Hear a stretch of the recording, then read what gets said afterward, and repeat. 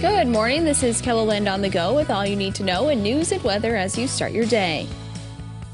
Several families in KELOLAND woke up without power this morning following a range of severe weather that hit South Dakota during the early morning hours.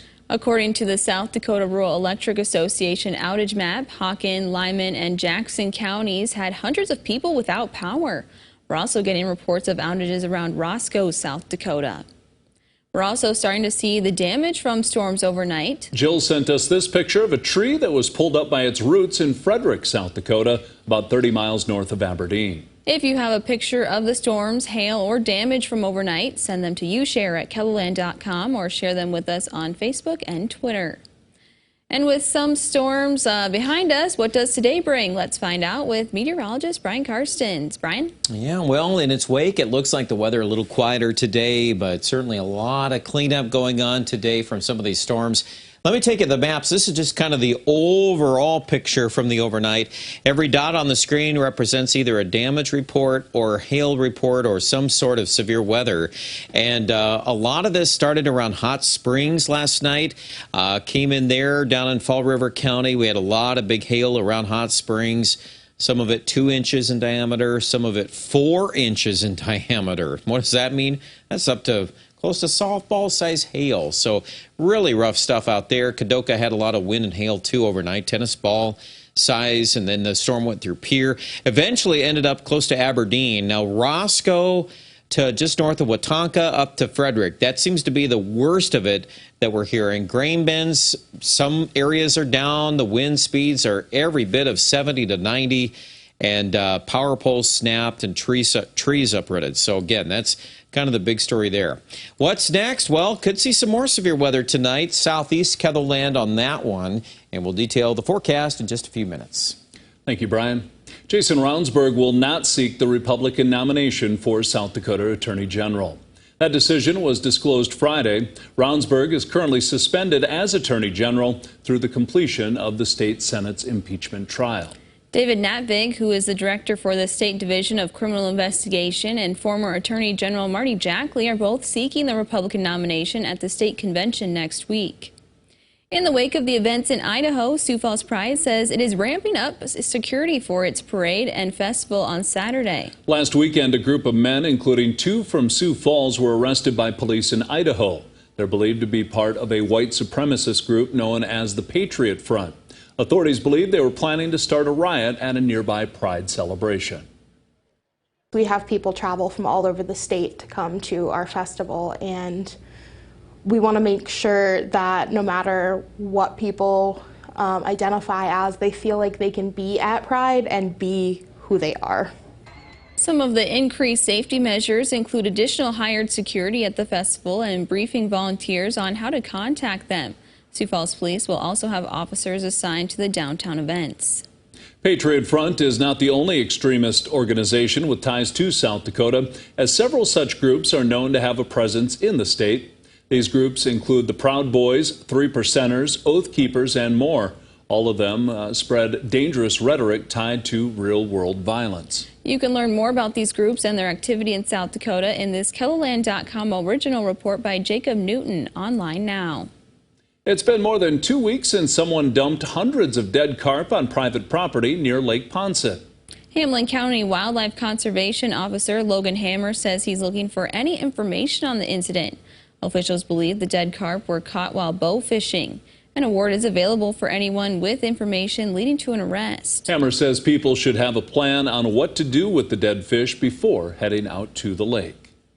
As inflation causes prices to rise and supply chain shortages make products harder to find, another item can be added to the list: tampons. While the gas crisis may seem separate from the tampon shortage in South Dakota, USD professor Tom Martin said that's not quite the case. They're not unrelated because our world, our cultures run off of petroleum. Whether it's the fuel that's moving products or so many things contain plastic, and where does plastic come from? It comes from petroleum.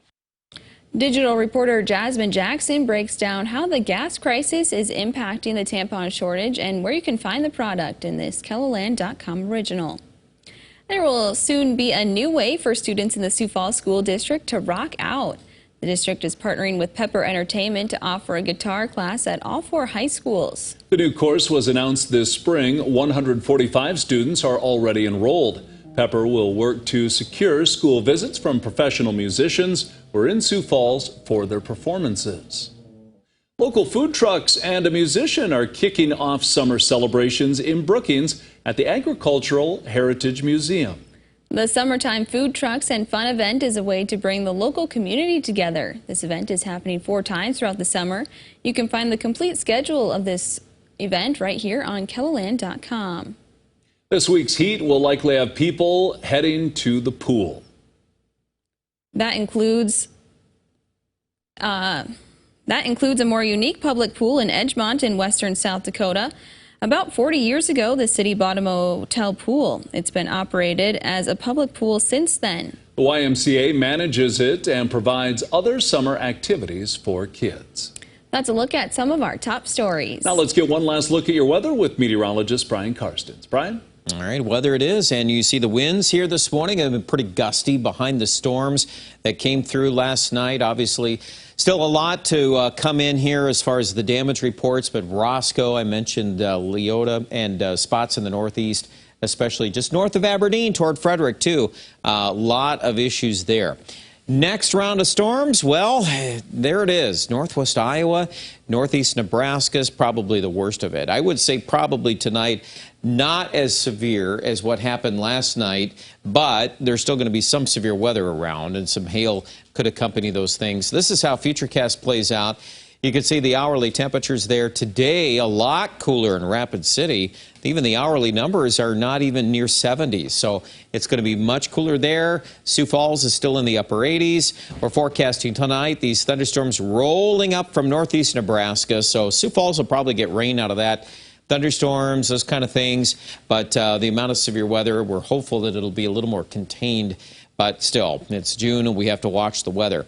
Tomorrow, well, after the morning rain passes, it looks like a pretty good recovery day here. A lot of folks will be in the upper 70s to lower 80s. The next story, after we get a little bit of a reprieve from the heat and humidity, well, guess what? It's coming back. In fact, this go around for the weekend looks the warmest yet. We're going to be way above average and probably looking at 100-degree temperatures in a big part of South Dakota. In between all of that, well, we'll have a discussion about rain next week, too. I do think there probably will be some things changing next week on that. But first things first, today's weather, 88 Sioux Falls, 82 in Mitchell. As we recap your 7-day forecast, really next 4 days, pretty good.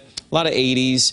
After the rain chance tomorrow or tonight into early tomorrow in Sioux Falls, it should be mainly dry for a while. And then the heat, of course, will come in. We'll see when that breaks down, but even through Monday, we may be in the mid and upper 90s.